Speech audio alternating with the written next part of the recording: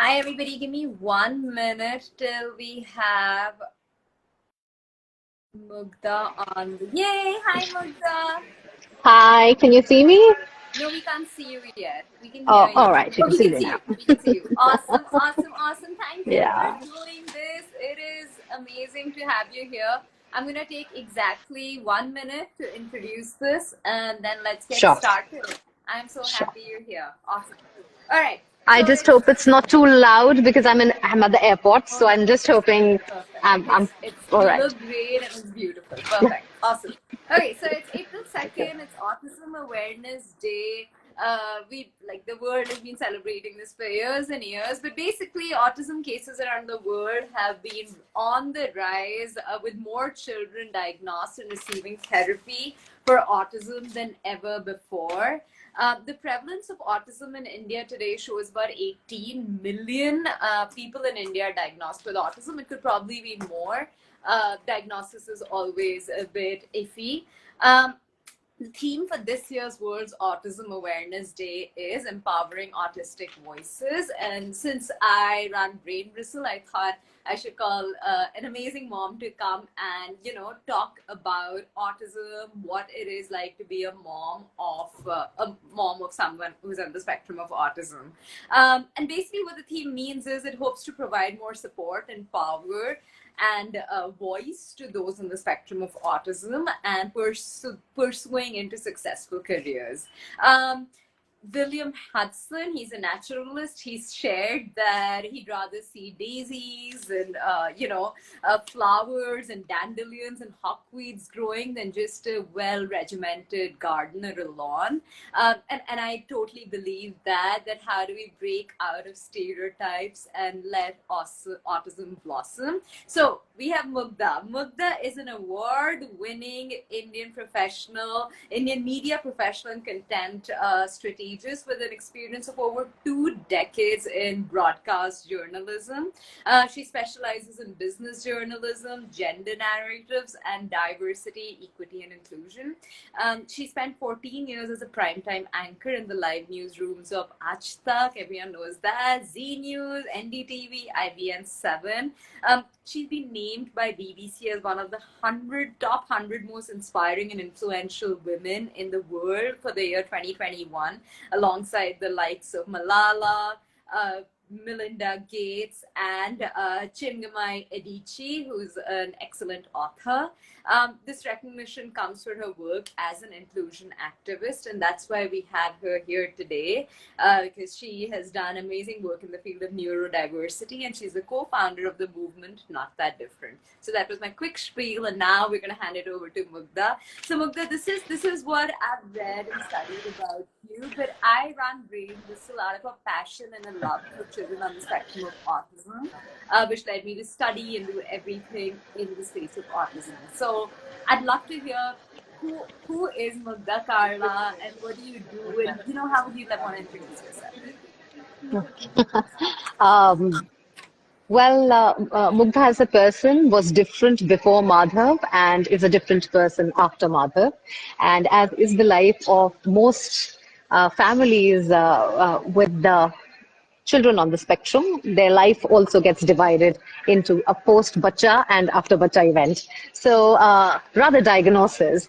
Yeah, I'm a mother to my 14-year-old adolescent boy, Madhav, who is on the spectrum. He goes to a special needs school. He is learning at his own pace. He has teachers and therapists around him, and a very strong support structure, which is made up of our friends, our family, his school teachers, his classmates, etc. And I think I would now define myself as an autism advocate and an autism, in fact, it's just that, autism is so much part of our life that I can't really separate myself from it. So even when I look at myself as a journalist, the properties that I have enjoyed doing, the research work that I enjoyed doing is around the mental health of the caregiver. We are looking at caregiver inclusion at workplace.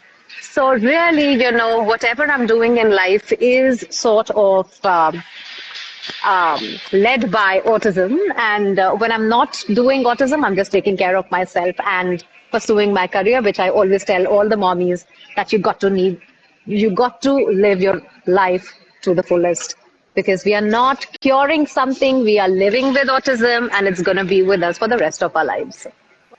Oh, 100%. So like you just said that the Mugdha before Madhav and the Mugdha after Madhav are different women, understandably. I mean, motherhood in general changes a woman, but I mean, that's what I've heard.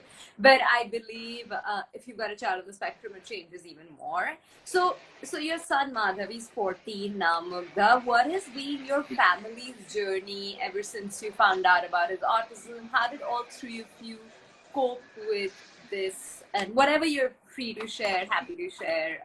Yeah. A parent recently asked me, in fact, this morning, a parent asked me on seeing one of the posts on my autism handle that, do you ever cry? She asked me, how do you bring yourself to be happy all the time? And I was telling her that, I am as human as possible. And the crying, the irritation, the disappointment, all of it happens. All of it happens. But the only thing that has changed is I don't let it affect me for a long time. And I think that was my initial understanding when Madhu was diagnosed to be on the spectrum, in spite of being a journalist and in spite of being somebody who lived in big cities and studied in bigger schools. I had no idea of autism. I did know about dyslexia, etc., but I had no idea of autism and the fact that it is a huge spectrum and that not one person is alike the other. And when you think about the autism spectrum, either you think of the Savant syndrome or you think about extremely severe autism. So you sort of forget about people on the autism spectrum in the middle because they are very good at masking themselves. Yeah. Or they are very good at completely becoming invisible. That's why we call this an invisible disability, because it's not visible to people. But Yeah. when Madhav was diagnosed, of course, it was heartbreaking.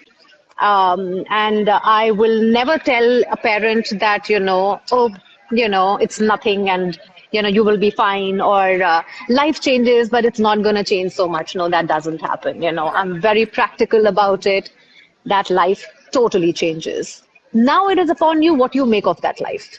And so it was very, very difficult. I'm glad that I was in Bangalore around that time and not in Delhi, where my entire support system was. And when I took that sabbatical to understand my son, autism, and also what was happening to me, I was in a better shape. And I always tell this to new parents with a fresh diagnosis, that I think you should, as soon as possible, find a family therapist for yourself who can help you make this transition to a different life. If you cannot afford a therapist, come to our platforms, speak to us. We will give you that support. Because at that point in time, the only support that I found was speaking to other parents, senior parents who could have spoken to me about it. I took my whole time. It took me years to come to completely in terms with it. Even now, I feel when I see him excessively stimming, which I know is great for him, but it can be distressing for a mother to see the Yeah. child on stimming or being very anxious. That's where I don't like autism. That's where I say that, if my child is physically suffering it, then I don't want to, then I feel bad about it. But other than that, do I feel bad that he doesn't go to a regular school? No. Do I feel bad that he doesn't have friends like regular children do? No. Do I feel bad that he is not studying what he should be studying at this age neurotypically? No. So I think it's about what you learn to accept and what Yeah. you learn to let go. And so that has been my biggest learning. And, now I think I'm in a space where a lot of times I think, oh my God, I'm so glad I have a child who's autistic, Right. So, Right. yeah, so there are days. हम भी spectrum पे हैं in terms of our emotions. So, some days we are happy, some days we are not. No, I fully hear you because I when I started working in the space of autism, I got into yoga and mindfulness, and I started going to a therapist just because my emotions were so volatile. Because I love these kids, and I was like, I don't know what to do. Like, even though I've studied so much and I've done so much, I'm helpless so many times with my day. Right. So I Yeah. fully hear you. I have a question, Mugdha. So did you all try to get Madhav into an inclusive school? Or like how was that schooling decision made?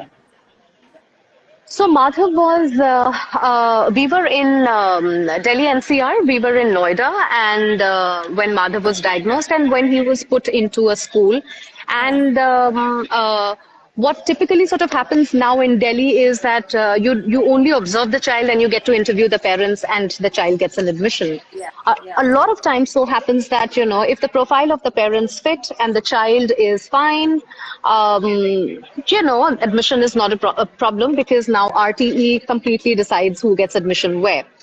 Having said that, we were lucky that he went to an inclusive school because that is where the first diagnosis sort of happened, and because there were teachers observing him, etc. Um, I don't know what I would have done if he were going to perhaps a non-inclusive school, a regular school, and if I would have gotten that kind of early detection yeah. just on the basis of him being in a school, because his only developmental milestone that was missing was his language, Hmm. and language wasn't appropriate.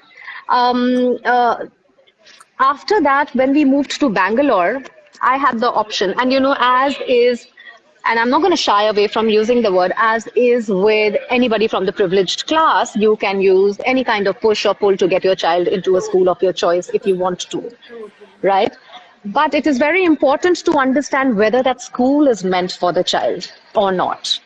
And I think very early on, when I was in Bangalore, I realized that normal schooling is not meant for my son, primarily because he wasn't getting the attention that his condition deserved.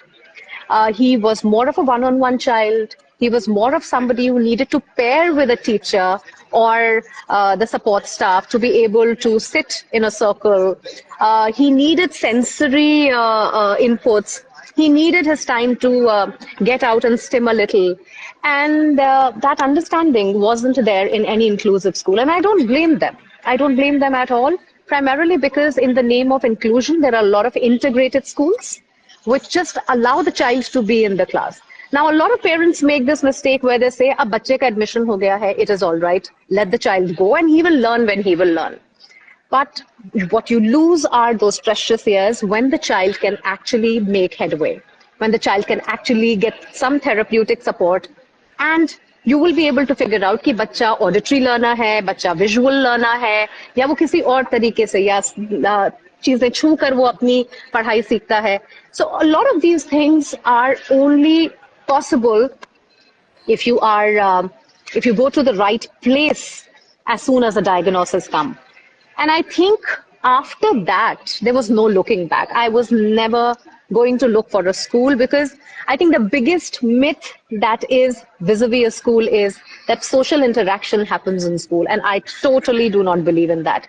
My child's social interaction happens with the people he interacts with. And so that should be my big goal, that he should meet a lot of people. He should be introduced to a lot of environments and not just school where he perhaps not fitting and he is getting ignored. And just because you are somebody, the child has already gone in, or you have fought a battle and you have used RTE and you've gotten your child in, but who's suffering in the end? The child. Yeah, I And our I children, hear. after a while, cannot cope. Yeah, no, I fully get it. I mean, I'm big on inclusion, and I've like fought to even include severe on the spectrum of autism kids Yeah. into mainstream classrooms. But I also hear your point that it's very hard for the child and for the classroom and for the homeroom teachers and all of that. I have a Yeah. question for you. So I now know a lot of 20, 21, 22-year olds who are on the spectrum who are sometimes blaming their families for they made this decision for me and they did that, and they're going to therapy to unheal from Yeah. parents and unheal from Yes. trauma. Do you ever worry that a neurotypical child starts to make their own decisions very early on, whereas with Madhav, I'm sure you and your husband make a lot of decisions for him? Yes.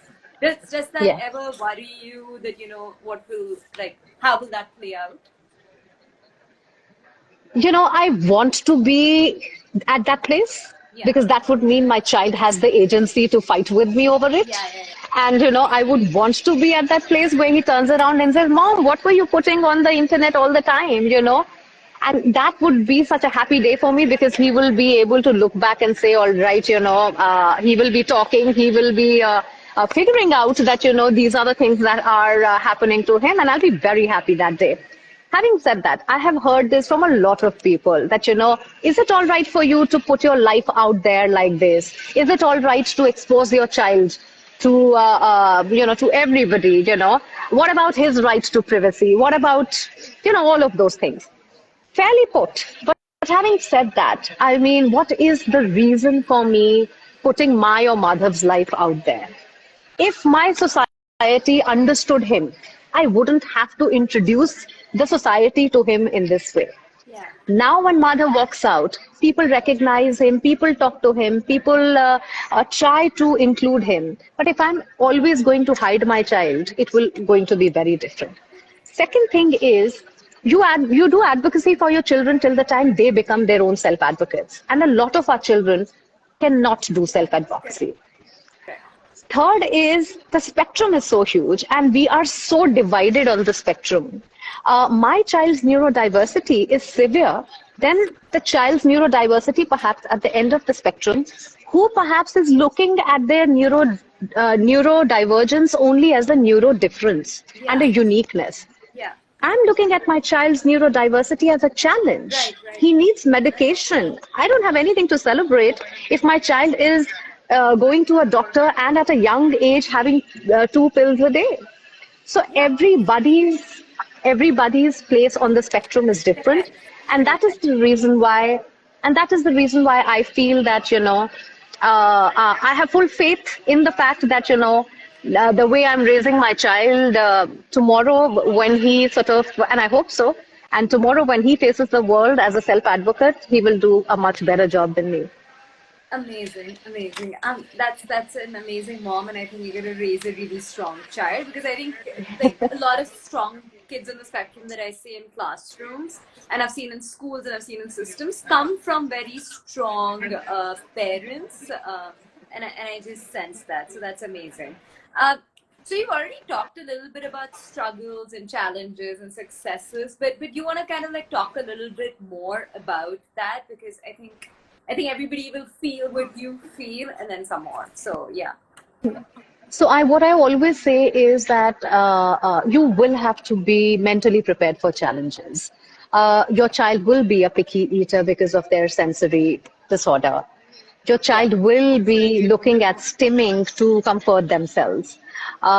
Your child may or may not have a comorbidity coming along with autism, such as ADHD or somewhere on the anxiety spectrum, or an eating disorder, or perhaps epilepsy. So the biggest thing to do is educate yourself. Educate yourself to know what autism can bring with it for the child. Yeah.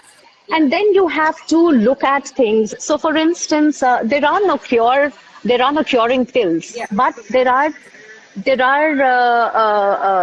therapeutic interventions that can support the child being calmer.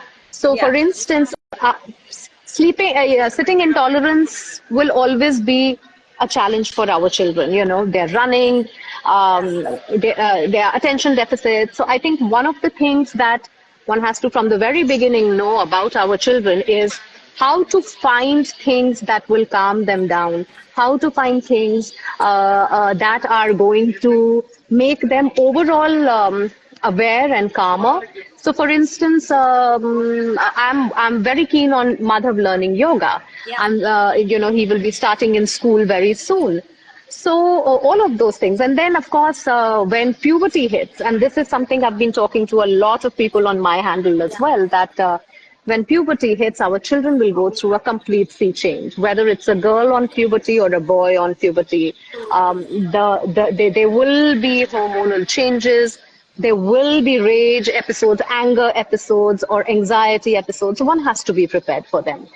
And I think I think the challenges are always around. It's just that, what do you prepare yourself? You should have enough ammo, Right, and right. that's what my therapists and counselors always say that, don't worry, we have the ammo, we will prep you with, but you have to be open. You have to say, अच्छा ठीक है, मुझे पता है कि ये 2-3 साल जो हैं मेरे बच्चे के लिए टफ होने वाले हैं, इसमें मुझे क्या करना है. Mental preparation is extremely important. I mean, one of the things that, all the parents will resonate here is potty training. I mean, oh my God, how many of the parents would have struggled with that. But, we are not alone. It's not just us. Everybody has done it. So all we need to do is we need to tell ourselves कि ये challenges आएंगे. ये नहीं होना चाहिए कि आप किसी challenge के लिए बिल्कुल ही नहीं तैयार हो. आपको Correct. ये पता होना चाहिए कि ये चैलेंज होता है और इसको करने के लिए XYZ करना होगा. And believe me, once you're prepared, things are less daunting. Yeah. So tell me something, like, did you learn all of this as like on your own, or like did you buy books? Like, how did you figure out how to raise a child on the spectrum? Like, just there's so much that probably, I don't know, like, how do you learn how to parent a child on the spectrum? Life teaches you. The bachcha teaches you. Madhav is my biggest teacher, as would any parent tell you on the spectrum. Yeah. But I think what really helped me was talking to other parents, and that's the reason why it will take me.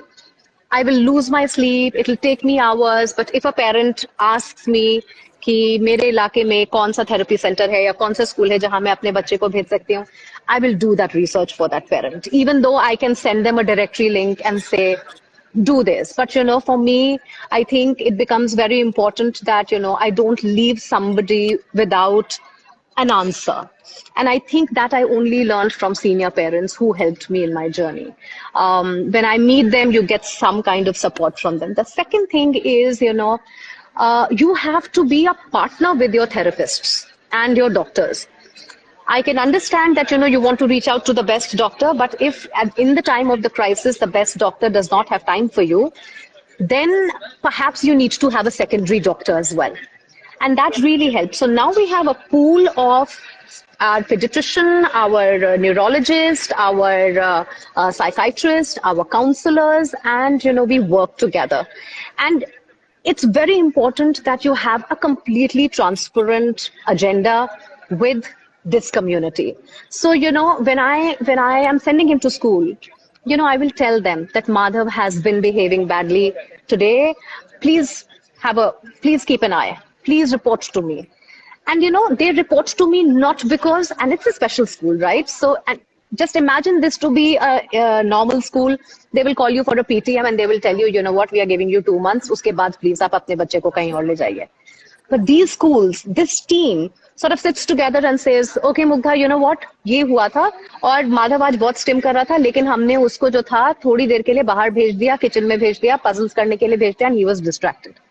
Now I know similarly what I can do back at home, right? Yeah. So I think for me, that has been the most important thing. I think the other thing that has been important is meeting mothers, meeting other parents, continuously reading about also things relevant to me and following handles of people, not just in India, but everywhere from around the world. So I follow people from Australia, from Europe, American moms who have 5, 6 children, Yeah, two yeah, children on the spectrum. yeah. How do you do that? So, to find inspiration and to find answers, you need to take a call कि मुझे मदद चाहिए. You should be okay with that. Answers will come to you. That's amazing. Same. Like, I follow moms from across the world, educators, successful men and women on the spectrum of autism. So I've done a lot of this. So it's amazing to see that we're on the same page with that. So talk a little bit about your work with Not That Different, Mugdha. I'm personally really curious about that. And as an inclusion activist, because like, what have been your struggles and your successes being an inclusion activist? And what are your hopes and appeals from policymakers in the space of autism and right to education Right. and all of that? To be very honest, one of the things that I always felt with my son was just a second. I'm on a live, but I'll take this. Give it to me. That's all right. I'm sitting at the airport and doing this, so and No, on. I get Is it. that all right? Yeah, Yeah. okay, all right. So one of the things that I realized very early on was that if I have to look for, if I have to look for allies, it will have to be from youngsters around, and this struck me because a lot of us will prepare for our children for the rest of their life till we are alive. Hmm. But after we are gone, somebody will be in the world with them, and these are going to be the people around them. And at that point in time, teaching empathy or kindness or talking to people about compassion is totally different. Yeah. I think what can work really is finding allies right when you're young, Yeah. and that is the reason why Not That Different is aimed towards children with neurotypical children around neurodiverse children. And with my partners, Nidhi and Archana from Bukosmia, which is India's biggest platform for creative expression for under 17 children, I found perfect allies. They have now a neurodiversity complete publication and activism wing that the three of us have co-founded. It's called Not That Different. And we are looking at simplifying neurodiversity for younger children so that they understand that they can be friends with people who are different than them. Because of that, if tomorrow they know that, without giving them the words, without giving them the negative Yeah. language, it's just a different friend. And you do a buddy system in school, you will not need shadow teachers, because with children who can go to regular school, these are the kids who can be allies. Yeah. Now we are looking at neurodiversity being 1 in 5. Yeah.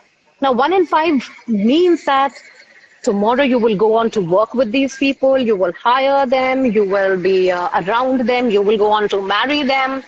You need to understand what are their triggers, at what level of neurodiversity they are. And it is very important because the numbers are not going down, Yeah. the numbers are only increasing. So the sooner before the government starts to put regulations on you that you are a company, public, private, you need to hire people with neurodiversity. At that point in time, teaching your floor what neurodiversity is or how they should treat people around you, that doesn't make sense. Instead, if you are growing from the very beginning, understanding what neurodiversity is or what neurodiverse people are, and you can be friends with them. So that was the main idea behind Not That Different. Not That Different is also very strongly supporting self-advocates. So we are publishing books by autistic individuals. We have published a book by Aditi, who is a non-verbal, almost non-verbal, moderately autistic young girl, and she writes beautifully. She's been winning awards. So a lot of our kids need that push to be their own self-advocates.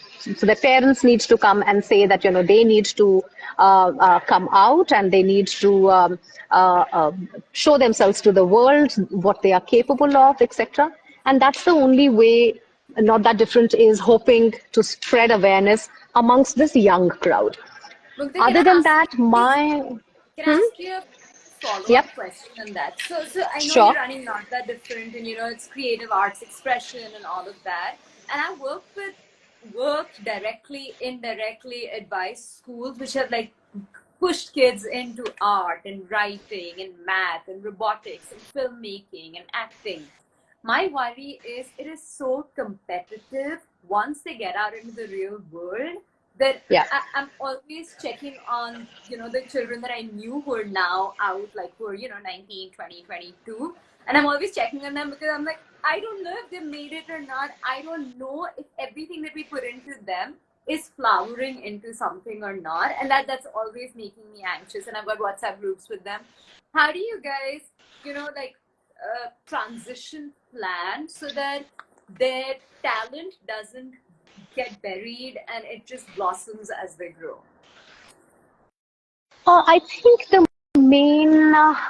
main thing with our children is practice and structure. And Yeah. we don't really need to worry once they get into that practice and structure. Yeah. So even if Madhav's not feeling the best, he will still get up for his fitness class and he will leave. Even if Right. he has been tantrumy all day, when once his teachers come, he will quietly go sit on the table. So Prisms. Yeah. they are so tuned to a structure. So I think one of the things that we always need to follow, whether it is vacations, whether it is out of school, whether they are growing, is the need of a very, very strict structure. Once we have the structure in place, it becomes sort of easier because our children Correct. follow those structures to the Correct. T. So I think that is one very important thing, that introduce them to a timetable, and it doesn't matter what the timetable is as long as they're following it every single day. And I don't think I've ever felt that, if I have taught something to him and if there has been a visual support calendar or there has been a structure to his life, he has ever sort of gone away from it. So Totally. I think in our children's case, in fact, it is a blessing that if you teach them something, if you teach them discipline, they will learn the discipline. Yeah. Yeah. So from that point of view, I'm pretty convinced that if they follow the structure, and that's the reason why we insist on partnerships. The parent and the therapist partnership is very important, Yeah. and the child has to sort of be the same person with both of them. And Yeah. early on, I think what happens a lot of times, parents keep thinking कि जब हम बहुत बुढ़े हो जाएंगे या जब हमको लोगों की जरूरत होगी, हम तब अपने बच्चे के लिए इंडिपेंडेंस ढूंढेंगे in terms of a house or co-living facility, etc.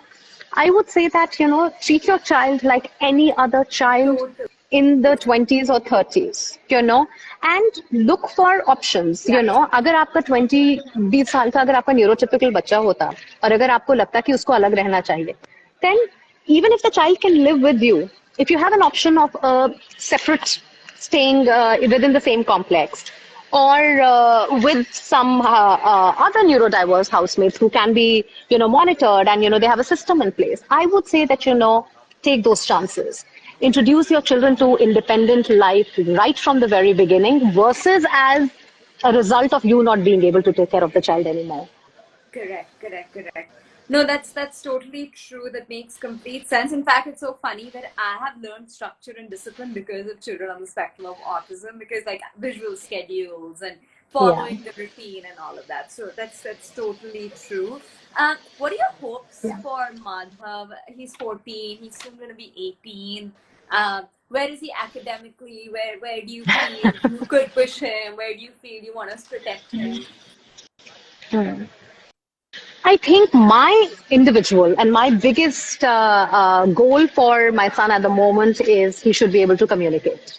He Correct. should be able to talk, whether it is through an AAC device, whether it is through a sign, whether it is by using communication board, whatever be the the tool, but he should be able to communicate to me. And I think that should be one of the things that all parents do, which is communication. You should be able to give your child a way to communicate with you. Yeah. और हमेशा ये मत सोचो कि केवल बोल के ही वो कम्युनिकेट करेगा. हो सकता है कि वो दूसरा कम्युनिकेशन स्किल जो है वो ज्यादा जल्दी सीख ले, versus only using words, which anyways is very complicated. They have a relationship with language. So, but I do hope that whatever he chooses, he should have language. My son is very picky eater, so I'm hoping that he starts to eat properly. And I think most moms on the group will agree that ये खाने की जो problem है, ये सबसे बड़ी problem is. I want him to be healthy because he works out, so I want that right protein to go into him. And my hopes from him really are that he should just stay fit and he should just stay healthy. Those are the only two things I want for my child. I just want good health, and I just want him to be gainfully occupied. I only want functional academics for him that make him independent in life. He should be able to run his life. He should be able to cook a meal for himself. He should be able to go to the grocery store, do his groceries. He should be able to do his banking. He should be able to follow something that he really likes to do. And in his case, I'm hoping it's fitness. And, we are starting a new yoga regime, him and me. So I'm hoping that the two of us can be, I'm manifesting that the two of us can be the yoga influencers, mom and son yoga influencers soon. That's Because as you awesome. said, he is also giving me the discipline. So yeah, That is छोटे छोटे amazing. सपने हैं. That is amazing. That I the other day I was at a Pilates class for Yasmin Karachi wala, and both of her sons were there, kind of like co-leading the sessions and the workshops. So Oh, totally, I think like they run a lot of business side of things. So I totally see that happening with you nice. guys. Yeah. I know you're at the airport and I know you rush for time, and I do want to like keep some minutes for anyone to have share questions. But is there anything else that you feel like we should have covered that we didn't kind of talk about? I think what needs Um, to, I think the only thing that I can leave everyone with is that, understand what your child will need in the years to come, whether yeah, it is a disability certification, whether it is legal guardianship, whether it is the right kind of financial planning for your child, whether it is finding the right people who will be on the trust for the child, yeah, and how you can keep so very soon I do want to take these things up, that these are things that most parents are not aware of, and I think we need to do a lot in that spectrum. There is a huge curriculum crisis in the country, so we need to fix that, because our children are not meant for doing Pratham or NIOS or yeah, other curriculum. yeah, We need something which has been tailor made for them. totally. So, until and unless we come as a voice, nothing will happen. So, at your local level, find out parents who can come together, look at what the future can look for your children. Can they co-live together? Can they work together? What are the jobs that they can do that will not be taken by neurotypicals and then AI, Totally, or other totally, disabilities? So, totally. you have to be very, very cognizant of those facts. And I think caregiver mental health, all Yeah, you mommies out there who are listening, you are very important, and you need to take care of yourself, and you need to have a life of your yeah, own. And I think that is my mantra and my last words, yeah, yeah. always. Yeah, like no, a lot of parents tell me first put the oxygen mask on yourself, and then people around you as a family. So Yeah. yeah, I fully hear that. And about Yeah. curriculum, honestly, Mugdha, like when I was in Hong Kong, I had a wild classroom of children on the spectrum and gifted kids and all of that stuffed into one little space. So I took Oh gosh. curriculum from different universities, and then I transcribed it to their level and differentiated and customized it. Wow. Yeah. And it was like a PhD in itself. But yeah, you're right. Like we need curriculum that speaks to a teenager on Yeah. the spectrum rather than kind of fit them into a system that's not ready for them. So for Yeah. sure. Yeah. I'm going to quickly open it up for questions. Mugda's at the airport. She has a flight. So let's protect her time. Any questions that you all have? Thank you for joining. I'm so grateful. There's a lot of messages saying that you're inspirational and you're amazing. But any questions for Mugdha while we have her here? You're so positive. Thank you. Well, that's Aditi. That is my son's classmate's mommy and a very dear friend of mine, Oh, that's and awesome. we're a That's tight amazing. group. That's amazing. Okay, so I'm available on my Awesome. Instagram handle. You can either write to me or Devangana, and Awesome. even the ones who are watching it afterwards, Yeah. you Yeah. know, you can That's reach out to awesome. This is us. super helpful. Also because there's so many moms I know across the world who have kids on the spectrum and other disabilities. So this will be so inspirational, Yeah, so amazing for them. Thank you for doing this. You thank you, rocked. I am so grateful. Thank you. Thank you. thank you, Safe flight. Lots of thank love you to so you, much. Madhav, and to your family. Bye Take bye, care. Bye. Bye. bye bye, Bye. bye.